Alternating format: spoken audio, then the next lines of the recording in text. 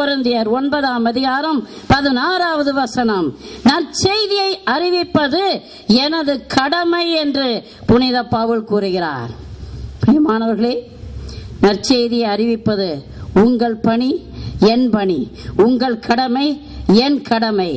நாம் கிறிஸ்தவர்களாகிய நாம் நற்செய்தியை அறிவிக்காவிட்டால் யார் அறிவிப்பார்? யார் நம் இயேசு கிறிஸ்துவை பற்றி அறியாத மக்களுக்கு எடுத்துரைப்பார்? ஆக பிரியமானவர்களே, என் தேவன் இன்றைக்கு உங்களுக்கு சொல்வது, என்னை அறிந்த நீங்கள், என்னை தெய்வம் என்று ஏற்றுக்கொண்ட நீங்கள் ஒவ்வொருவரும் செய்ய வேண்டியது பறைசாற்றுங்கள். இயேசுவே ஆண்டவர் என்று பறைசாற்றுங்கள்.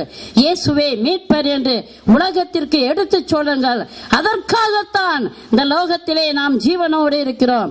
அதற்காகத்தான் இயேசு கிறிஸ்து நம் ஒவ்வொருவரையும் நற்செய்தி பணியாளராக தெரிந்தெடுத்திருக்கிறார், அபிஷேகம் செய்திருக்கிறார், ஆசீர்வாதம் செய்திருக்கிறார். ஆக மக்களே, காலத்தை பார்த்து தயங்கி விடாதீர்கள். இந்த லோகத்தின் போக்கின்படி நீங்கள் நடக்காதீர்கள், அஞ்சாதீர்கள், எதற்கும் துணிந்து நில்லுங்கள். கஷ்டமோ நஷ்டமோ துன்பமோ துயரமோ, இந்த லோகத்து கஷ்டங்கள் கொஞ்சம் தான் என்பதை நீங்கள் அறிந்து கொள்ளுங்கள். குறுகிய காலம் வாழ போகிறோம். இந்த குறுகிய காலத்திலே இயேசுவே ஆண்டவர் என்று அறிக்கையிடுங்கள். நமக்கு ஒரு வாழ்வு உண்டு, விண்ணக வாழ்வு உண்டு, பரிசுத்தமான வாழ்வு உண்டு, அமைதியான வாழ்வு உண்டு. என் தேவன் அவரது வலது பக்கத்திலே அமர்வதற்கு உங்களுக்கு ஒரு இருக்கையை இதோ ஏற்பாடு செய்திருக்கிறார்.